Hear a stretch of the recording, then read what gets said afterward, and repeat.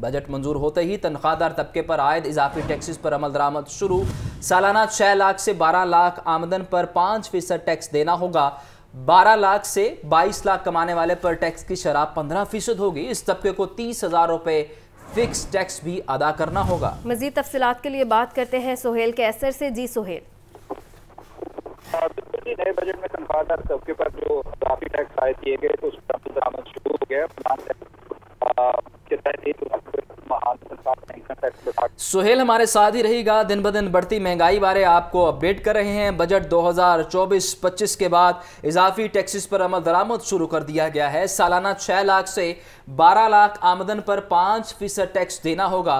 12 लाख से 22 लाख कमाने वाले पर टैक्स की शरह 15% होगी। इस तबके को 30,000 रुपए फिक्स टैक्स भी अदा करना होगा। तनख्वाहदार तबके पर आयद इजाफी टैक्सेस पर अमल दरामद शुरू कर दिया गया है। सुहेल कैसर से मजीद तफसीलात लेते हैं। सुहेल बताइए इस बारे। देखिए, ये जो बजट में तनख्वाहदार तबके पर इजाफी टैक्स आयद किए गए थे उस पर अमल दरामद शुरू हो गया है और 1 लाख रुपए माहाना तनख्वाह तक इनकम टैक्स बढ़ाकर 5% कर दिया गया है और ये टैक्स सालाना 6 लाख से 12 लाख रुपए आमदन पर वसूल किया जाएगा और इसी तबके को माहाना 1250 रुपए की बजाय 2500 रुपए टैक्स अदा करना होगा और सालाना 12 लाख रुपए से 22 लाख आमदन पर टैक्स की शरह 15% होगी और 30 लाख पे फिक्स टैक्स भी अदा करना होगा।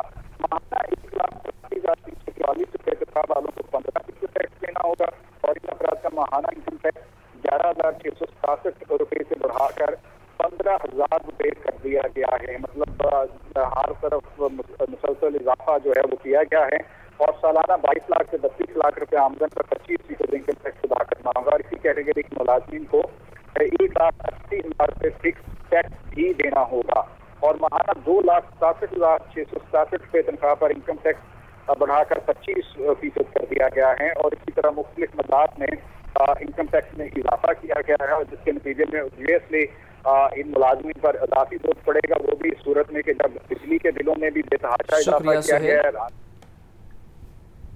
खाना पीना और ख़वातीन का सजना संवरना हुआ मज़ीद महंगा। खाने पीने की अशिया, मेकअप का सामान और कपड़ों पर रेगुलेटरी ड्यूटी की शरह में इजाफा। दरामदी दूध, क्रीम पर 25, दही मक्खन पर 20% रेगुलेटरी ड्यूटी आयद कर दी गई है। परफ्यूम, मेकअप का सामान, स्किन केयर और बालों के लिए मुख्त आइटम्स पर भी 55% की ड्यूटी आयद कर दी गई है। तो आपको बताएं कि खाना पीना और ख़वातीन का सजना संवरना मज़ीद महंगा हो गया है और खाने पीने की अशिया, मेकअप का सामान और कपड़ों पर रेगुलेटरी ड्यूटी की शरह में इजाफा कर दिया गया है। मज़ीद तफसीलात के लिए बात करते हैं जाहिद आबिद से। बताइए जाहिद। जी बिल्कुल, माली साल 2024-25 में दामदी शाह पर इनका काम से कम करने के लिए की जाने से रेगुलेटरी ड्यूटी का पास किया गया। सनात में जो गुज़श्ता रोज मंजूर किया गया है उसका आज से इतलाक हो गया है, जिसके बाद दरामदी अशिया पर 5% से लेकर 55% तक रेगुलेटरी ड्यूटी आयद की गई है और 3 अशिया पर रेगुलेटरी ड्यूटी आयद हुई है। उनमें जिंदा फिश की दरामद पर 10%, फ्रीज की गई फिश पर 35% तक रेगुलेटरी ड्यूटी आयद की गई है। इसी तरह दरामदी दूध और क्रीम पर 25%, दही, मक्खन, नट्स पर 30% रेगुलेटरी ड्यूटी आयद की गई है और सनात के तहत दीगर अशिया में कुदरती शहद पर 30% रेगुलेटरी ड्यूटी आयद कर दी गई है, जो ये शहद बरामद किया जाएगा।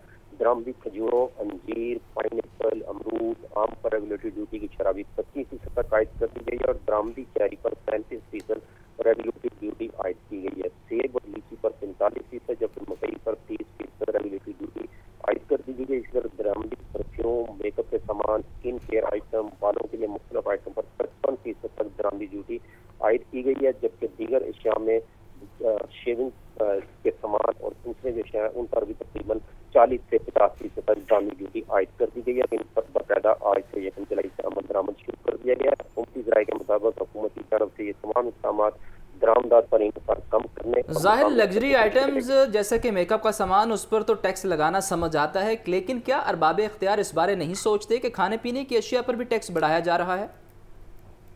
जी बिल्कुल, जो दरामद की जा रही है अशिया, ये टैक्स उन पर बढ़ाया गया है जिसमें चाहे दूध है, खाने पीने की अशिया है, फल है, सब्जियां हैं, ऐसी तमाम अशिया जो दरामद की जाएंगी उन पर ये चीज़ें बढ़ाई गई हैं और दरामदी चेरी पर भी 35%, सेब पर, लीची पर 45%। लेकिन जाहिद यहाँ बहुत सी ऐसी चीज़ें हैं जैसे चाय की पत्ती और दालें, वो हम दरामद ही करते हैं। इस हवाले से कोई पॉलिसी बनाई जा रही है कि उन्हें इस मुल्क में भी उगाया जाए?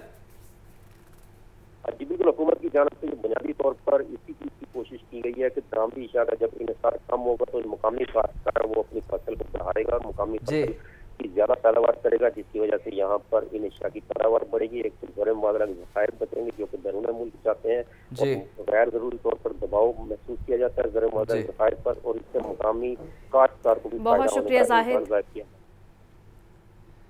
ट्रैफिक वार्डन्स की जानिब से शहरियों को तशद्दुद का निशाना बनाना मामूल बन गया। मॉल रोड रीगल चौक ट्रैफिक सिग्नल पर 3 ट्रैफिक वार्डन्स ने कार सवार को वहशियाना तशद्दुद का निशाना बनाया। वाक़े की CCTV फुटेज मंजर आम पर आ गई। मजीद जानते हैं नुमाइंदा लाहौर न्यूज़ जैन अली से। जी जैन।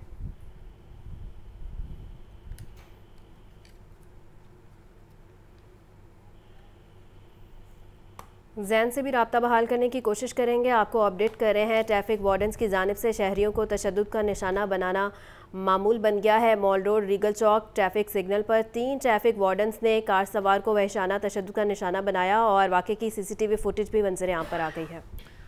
ये मनाजर भी टेलीविजन स्क्रीन पर आप देख सकते हैं कि ट्रैफिक वार्डन्स की जानिब से शहरी को तशद्दुद का निशाना बनाया जा रहा है, घूंसे और मुक्के मारे जा रहे हैं। इस मनाजिर को आप टेलीविजन स्क्रीन पर देख सकते हैं। दिन ब दिन ऐसे वाक़यात बढ़ते जा रहे हैं। एक तरफ अगर शहरी कोई मुदाखलत करते हैं तो उन पर कार्य सरकार में मुदाखलत का पर्चा दर्ज कर दिया जाता है, जबकि दूसरी जानिब ये मनाजिर आप देख सकते हैं कि ट्रैफिक वार्डन जो हैं वो अपनी वर्दी का नाजायज़ फ़ायदा उठाते हुए एक शहरी पर तशद्दुद कर रहे हैं। तफसीलात के लिए बात करते हैं जैन अली से। बताइए जैन इस बारे। जी बिल्कुल, ट्रैफिक पुलिस की ट्रेनिंग के दौरान जब वो पहले सलाम और सलाम का जो स्लोगन है वो सिखाया जाता है, लेकिन कोशिश जो मंजिल यहाँ पर है उसके मुताबिक तो लगता है कि ट्रैफिक पुलिस का इंसान है वो ये स्लोगन जो है वो भूल चुके हैं, और ट्रैफिक पुलिस की जानिब से ट्रेनिंग को चलाना जब वो मामूल होता चला जा रहा है। मान रोड पर ट्रैफिक पर 3 ट्रैफिक वार्डन ने कार सवार पर वैश्याना का निशाना जो है वो बनाया, जबकि रीगल चौक माल रोड पर शहरी ट्रैफिक जाने पर अपनी गाड़ी में बैठा था कि 3 ट्रैफिक वार्डन लाइसेंस चेक करने बहाने कार सवार से उलझे, और 3 ट्रैफिक वार्डन जब उलझने के बाद को जब जैन यहाँ ये बताइए कि इस सब तशद्दुद के बाद मामला रफा दफा हो गया या मुतल्लिका शहरी पर पुलिस की जानिब से कोई मुकदमा दर्ज किया गया? जी बिल्कुल, ताहाल तो है वो ट्रैफिक वार्डन के खिलाफ कोई कार्रवाई जो अमल में नहीं लाई गई और ना ही उसके खिलाफ क्या वो एक्शन लिया गया है। ताहाल ट्रैफिक पुलिस लाहौर की जानिब से इंक्वायरी का जो हुक्म है वो दे दिया गया है। इंक्वायरी जो ऐसे वाक़यात अक्सर औकात जो है वो सुनने को मिलता है कि इंक्वायरी के बाद जो है वो लाया जाएगा, कोई भी एक्शन जो है वो लिया जाएगा, जिससे साफ नजर आ रहा है पुलिस के ट्रैफिक वार्डन को इख्तियार बिल्कुल। आपका शुक्रिया जैन। लाहौर पुलिस के तकर्रो तबादलों का इख्तियार पंजाब हुकूमत के पास। आइंदा किसी कांस्टेबल का तबादला करना मकसूद हो तो मंजूरी CM ऑफिस से होगी। IG ऑफिस से ट्रांसफ़र की लिस्ट मंजूरी के लिए CM ऑफिस जाएगी। वज़ीर आला ऑफिस से मंजूरी के बाद मुतल्लिका ऑफिसर्स तैनातियाँ कर सकेंगे। तफसीलात के लिए बात करते हैं मुजाहिद लतीफ़ से। बताइए मुजाहिद। देखिए जी, पहले तो जो आला अफसरान थे उनके तकर्रुर तबादले जो हैं वो वज़ीर आला हाउस से मंजूरी के बाद होते थे, और अब आइंदा किसी कांस्टेबल का तबादला भी करना मकसूद हुआ तो मंजूरी CM ऑफिस से होगी।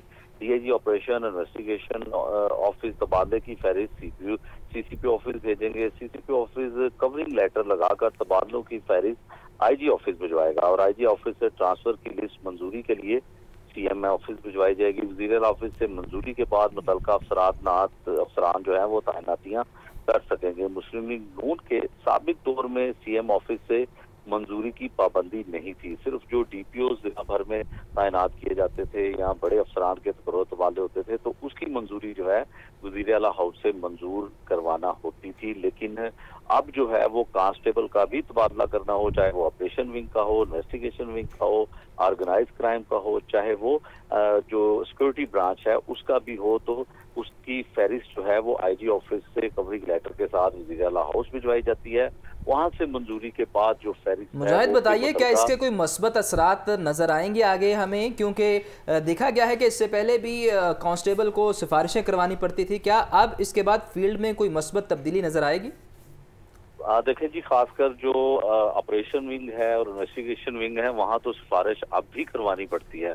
और दूसरी जानिब यह है कि इस फहरिस्त में बगैर सिफारिश के तबादले के लिए नाम ही शामिल नहीं होता। लेकिन ज़राए हमारे इस बात की तस्दीक करते हैं कि सियासी मदाखलत को रोकने के लिए कि कुछ MPAs और MNA अपने मुतलका इलाकों में मर्जी के SHOs और मुहर्रर जो हैं लगाने के लिए मुतलका अफसरान पर दबाव डालते थे, तो उसको रोकने के लिए ये अमल जो है वो किया गया है। कुछ अर्सा पहले एक लाहौर के ही MPA की जानिब से सब इंस्पेक्टर TSI जो थे उनको तब्दील कर दिया गया था, और उसके बाद वज़ीर आला पंजाब जो है उन्होंने उनसे मुलाकात भी की थी, और उस मौके पर CCPO लाहौर मौजूद भी थे उस मुलाकात के मौके पर। तो उसके बाद भी उन चीज़ों को मद्देनजर रखते हुए भी ये अहकामात जो हैं वो किए गए हैं, और ये अब काफ़ी दिनों से प्रैक्टिस जो है यही चल रही है कि फहरिस्त बनाई जाती है जिसमें 10, 20, 50 लोगों के नाम शामिल होते हैं, वो मंजूरी के लिए जाते हैं, और मंजूरी के बाद उनके अहकामात जो है तबादले के जारी किए जाते हैं। जी,